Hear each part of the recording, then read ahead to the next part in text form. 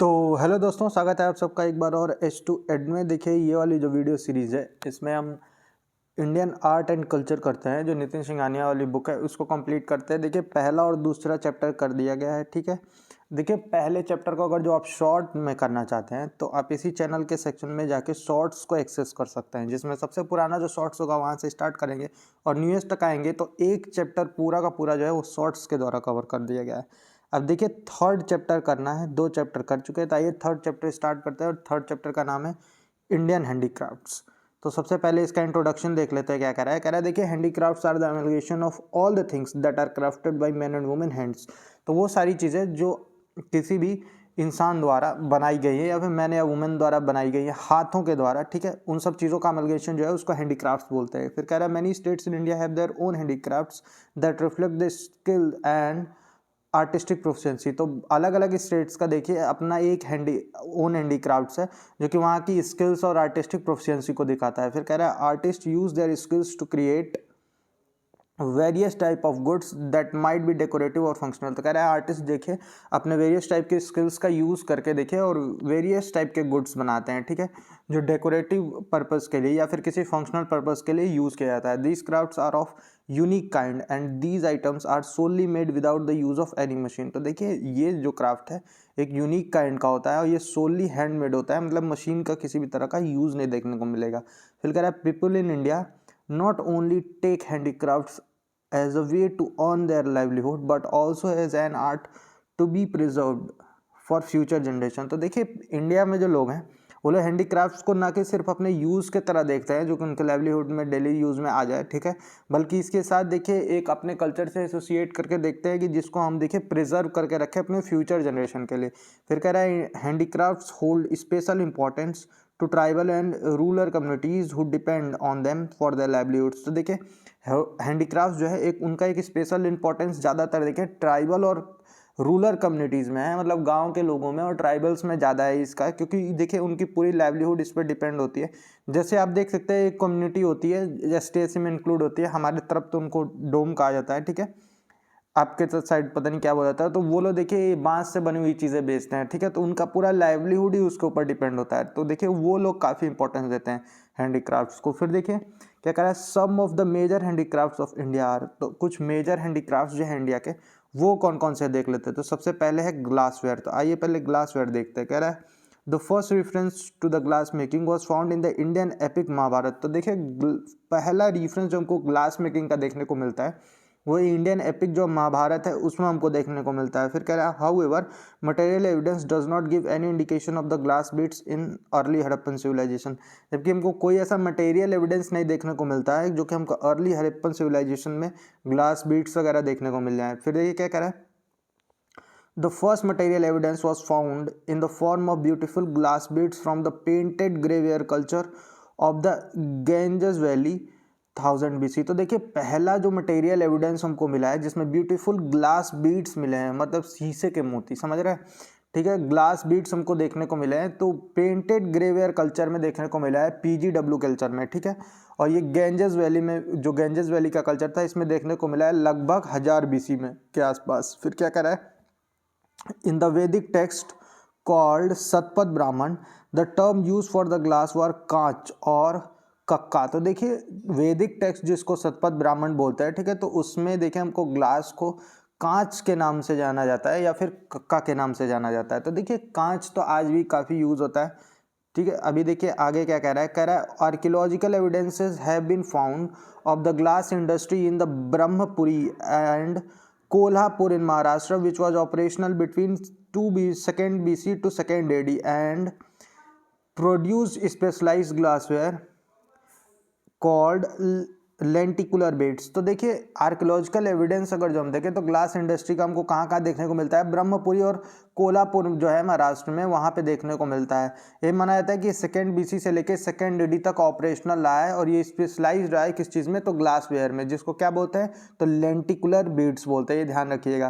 फिर कह रहा है it seems that the glass industries had made a फोरे इन optical lenses as references of the spectacles have been found in the Sanskrit text व्यास योग चरित्र। तो देखिए ऐसा माना गया है या फिर ऐसा देखने को हमको मिलता है कि ग्लास इंडस्ट्री जो है थोड़ा सा अपने आप को डेवलप कर लिया है, ठीक है, क्योंकि ऑप्टिकल लेंसेज का हमको रिफरेंस देखने को मिल जाता है, मतलब चश्मे वगैरह देखने को मिल जाते हैं, स्पेक्टिकल्स देखने को मिल जाते हैं, और ये संस्कृत टेक्स्ट व्यास योग चरित्र में देखने को मिलता है। तो हो सकता है पूछ ले कि सबसे पहला स्पेक्टिकल्स का रेफरेंस आपको कहाँ देखने को मिलेगा, तो वो चीज़ याद रखिएगा, व्यास योग चरित्र नाम है, इसमें आपको देखने को मिलेगा। फिर कह रहा है ऊपर आप ये देखिए एक छोटी सी पिक्चर भी देख सकते हैं जिसमें आपको ग्लास बीड्स देखने को मिल रहे हैं, मतलब शीशे के मोती देखने को मिल जा रहा है। फिर देखिए क्या कह रहा है, in the southern part of India archaeological evidences have been found of glass at Maski which is a chalcolithic site in the Deccan. तो देखिए साउथ इंडियन पार्ट में अगर देखें तो आर्कियोलॉजिकल एविडेंस हमको कहाँ के मिले हैं, तो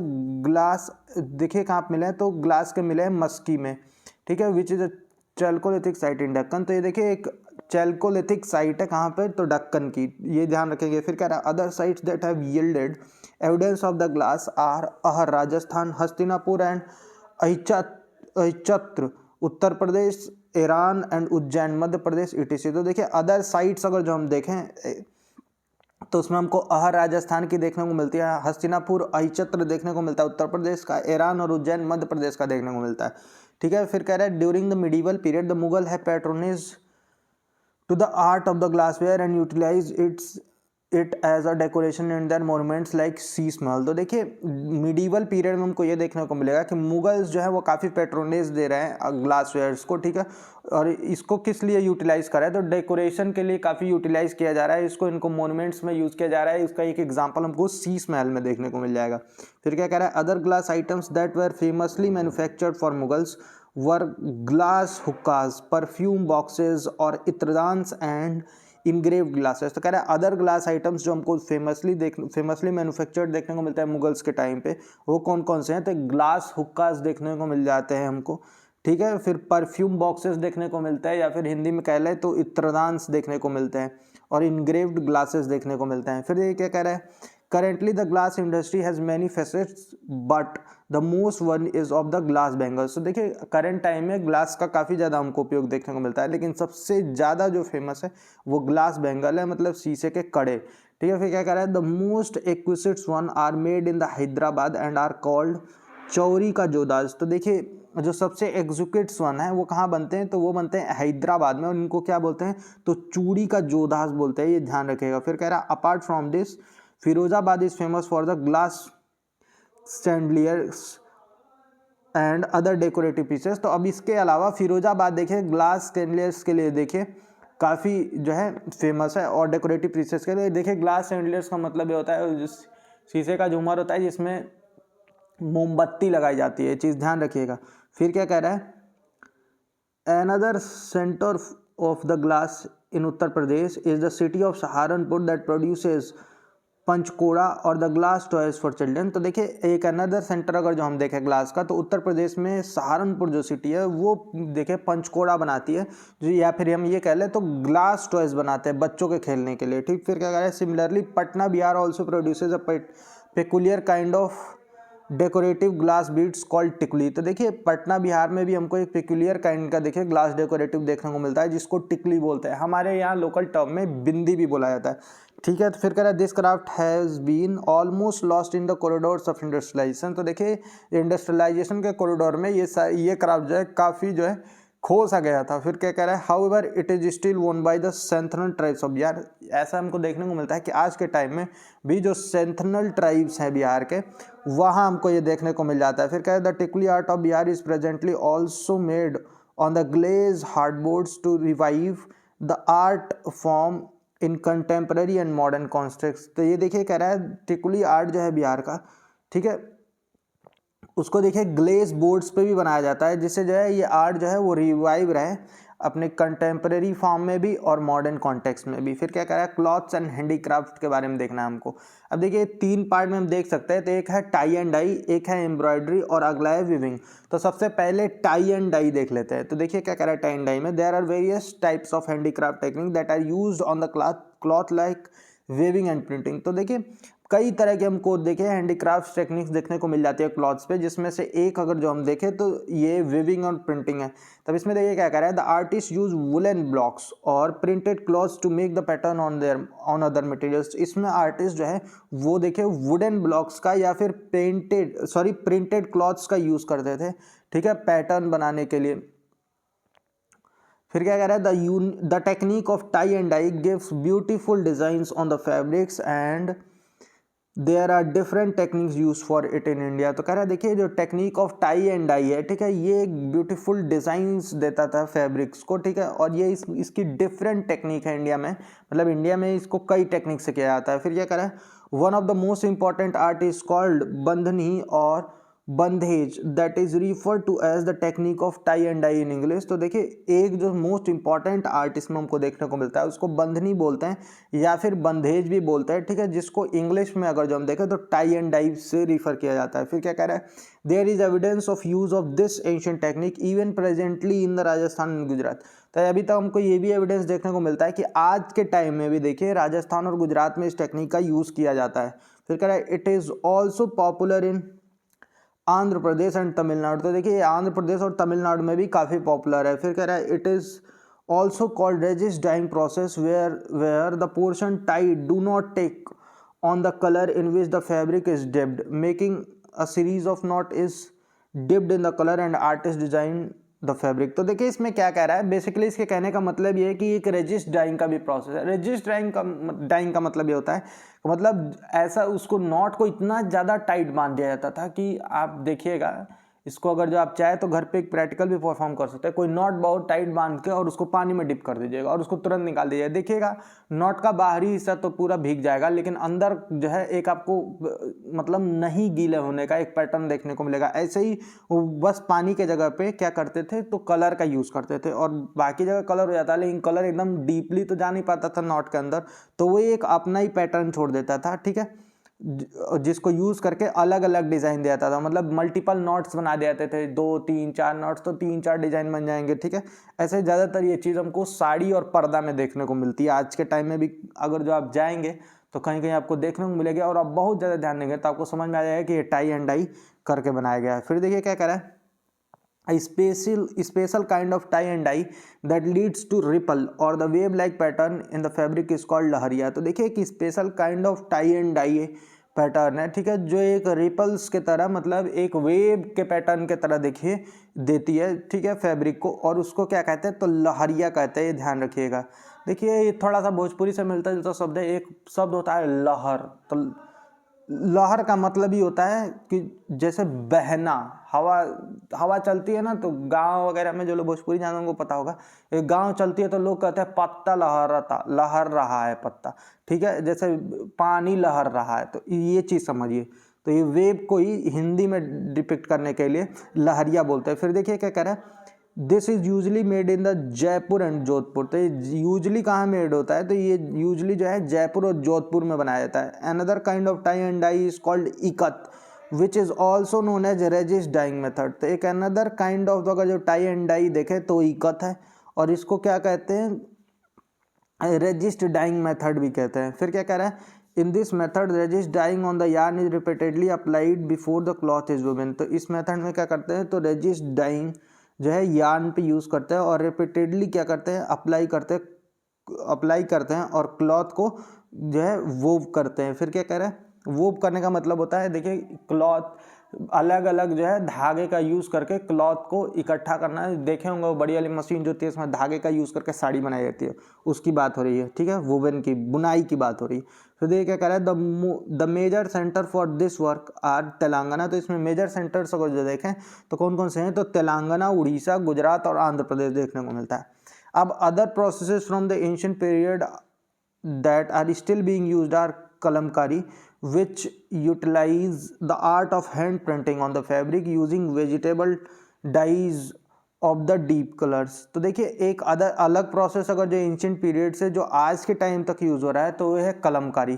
इसमें क्या करते हैं तो हैंड पेंटिंग का जो आर्ट है इसको यूटिलाइज करते हैं फैब्रिक्स पे और वेजिटेबल डाइज का यूज़ करके डीप कलर देते हैं। देखिए कलमकारी पेंटिंग्स भी हम पढ़े थे, ये चीज़ ध्यान रखिएगा, और यहाँ भी कलमकारी है, ठीक है। ये कलमकारी पेंटिंग वाला ही कलमकारी है, जो मतलब कलमकारी जो पेंटिंग होती थी, अब उस पेंटिंग आप देखे होंगे कि अलग अलग जगह पे की जाती थी कलमकारी वाली, तो जब उसको जिस पे करते हैं तो ये एक अलग तरह का यूनिक तरह का क्लॉथ पे करते हैं, तो एक जो है फैब्रिक वाला फॉर्म मिल जाता है इसको, तो ये हैंडीक्राफ्ट वाले पोर्शन में चला जाता है, ये चीज़ ध्यान रखिएगा।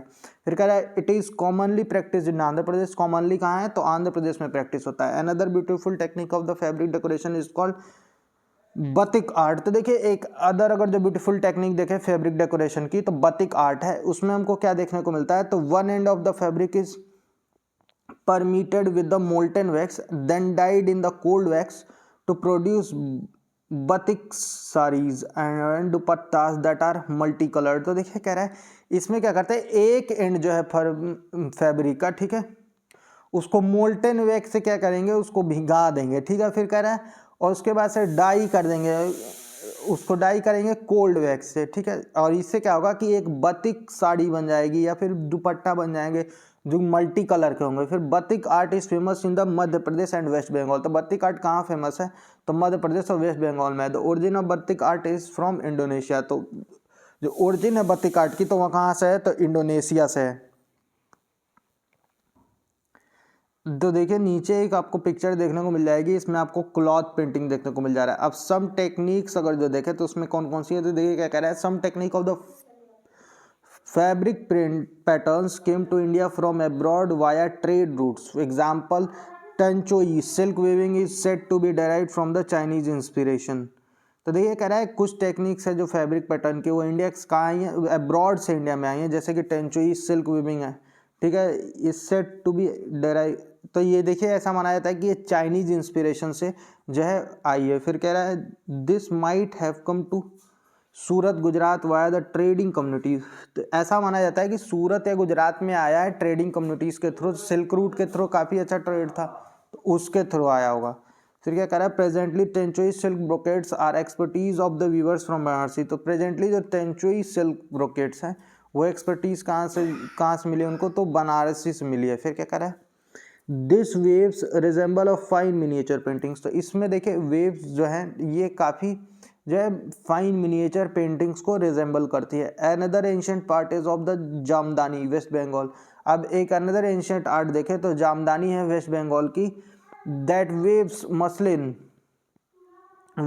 Muslin with opaque patterns. तो इसमें देखें क्या कहा, मसलिन्स को वीव किया जाता था ओपेक पैटर्न से, और ये ट्रांसपेरेंट बैकग्राउंड पे किया जाता था डिफरेंट स्टाइल में। Therefore we get to know that the India has a plethora of the regional handicrafts based on the different varieties of the fabric। इसलिए हमको ये समझ में आता है कि इंडिया में जो है बहुत सारे देखिए प्लेटोरा ऑफ रीजनल हैंडीक्राफ्ट्स हैं, मतलब बहुत सारे तरह के रीजनल हैंडीक्राफ्ट देखने को मिलता है जो कि डिफरेंट वेराइटी ऑफ फैब्रिक पे डिपेंड करते हैं। अब अदर टाई और टाई एंड डाई जो है क्लॉथ या फिर क्लॉथ प्रिंटिंग और जो क्लॉथ प्रिंटिंग वेराइटीज़ है ये हमको देखने को कौन कौन सी मिलती है। तो नेम और कहाँ पे ये प्रोड्यूस होती है मेनली और इनकी डिटेल्स क्या है ये देख लेते हैं। तो सबसे पहले है पगाडू बंधु टाई एंड डाई। तो ये देखिए ये आंध्र प्रदेश में मेनली प्रोड्यूस होती है। इसकी डिटेल्स क्या है, it is also known by Indonesian name ikat. तो देखिए इसका इंडोनेशियन नेम के लिए जाना जाता है, ये इकत है। In this tie dye process the fabric is woven first. इसमें पहले फैब्रिक को वोव किया जाता है, resist bindings are then applied to the fabric which is then dyed. इसके बाद रेजिस्ट बाइंडिंग का यूज़ किया जाता है और तब जाके फैब्रिक को डाई किया जाता है। फिर क्या कह रहा है तहलिया रुमाल रेजिस्ट डाई टेक्सटाइल्स। तो तहलिया रुमाल है या फिर रेजिस्ट डाई टेक्सटाइल्स है, तो ये भी मेनली आंध्र प्रदेश में देखिए प्रोड्यूस होती है। और डिटेल्स में क्या है, it literally means oily handkerchief where alizarin dyes are use to make the cloth oily. तो देखिए लिटरली इसका मतलब ये होता है कि जो है ऑयली हैंकरचीफ मतलब तेल वाला रुमाल, ठीक है। इसमें देखिए अलीजरीन डाइज का यूज़ करते हैं कि जिससे उसको एक ऑयली टेक्सचर दिया जा सके क्लॉथ को। फिर देखिए अजरक पेंटिंग्स है, ये गुजरात की है, मेनली गुजरात में देखने को मिलता है आपको। और फिर क्या कह रहा है, it is a block printed textile that is resist dye using natural dyes including indigo and madder. It is done mainly by the Khatris community in the Kutch region, ठीक है, तो ये सारा तो आप समझ गए होंगे। देखिए कह रहा है रेजिस डाई मेथड का यूज़ किया जाता है इसमें, और देखिए इंडिगो और मैडर का यूज़ किया जाता है। फिर कह रहा है कि ये देखिए खत्री कम्युनिटी द्वारा किया जाता है कच्छ रीजन की। ठीक है, अब देखिए ये क्या है, कह रहा है मातानी पेचड़ी है, रिचुअल क्लॉथ पेंटिंग है। तो ये रिचुअल क्लॉथ पेंटिंग का पार्ट है मातानी पेचड़ी, ये गुजरात में मेनली आपको देखने को मिल जाएगा। और इसका मतलब होता है बिहाइंड द मदर गॉडेस, मतलब जो मदर गॉडेस होती है उनके पीछे। Red is the main colour use, और ये ज़्यादातर जो है रेड कलर का यूज़ करके बनाए। देखिए मातानी पेंटिंग का मतलब ये होता है कि जहाँ पे भी दुर्गा जी का ये पंडाल वंडाल लगता है तो मूर्ति के पीछे का जो बैकग्राउंड होता है उसके लिए जो यूज़ किया जाता है उसकी बात किया जा रहा है। फिर देखिए थिग्मा टाई रेजिस डाइंग, तो ये thigma tie resist dyeing Jammu और कश्मीर में देखने को मिलेगा। Natural ingredients are used to colour the woollen cloth such as the a shoot is used for grey and apple bark and onion peels for brown. तो ये चीज़ ध्यान रखिएगा।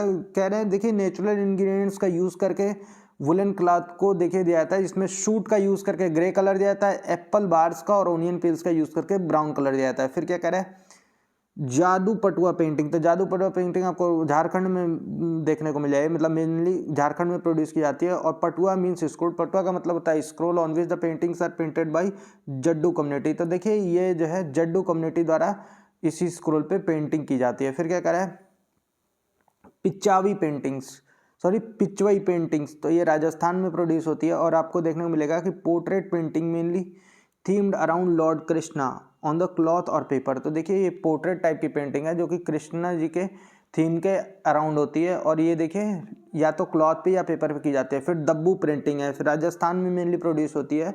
और फिर क्या करें it is an ancient mud resist hand block, तो देखिए ये ancient mud resist hand block painting technique है, और ये एक वेरी यूनिक टाइप की होती है। फिर क्या कह रहा है मुथंगी पर्ल स्टडेड अटायर, तो ये देखें मुथंगी है, इसमें आपको पर्ल स्टडेड अटायर देखने को मिलता है। तमिलनाडु में प्रोड्यूस होता है। This type of dress is mainly made for idols, तो ये आइडल्स के लिए मेनली बनाया जाता है। फिर क्या कह रहा है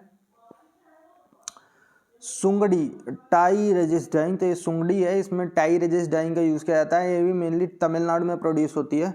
और Sungudi is the traditional tie and dye technique, तो ये एक तरह की traditional tie and dye technique है। फिर क्या कह रहा है धाला पत्थर पर्दा एंड फैब्रिक, तो ये उड़ीसा में मेनली प्रोड्यूस होती है बाई रंगनी कम्युनिटी।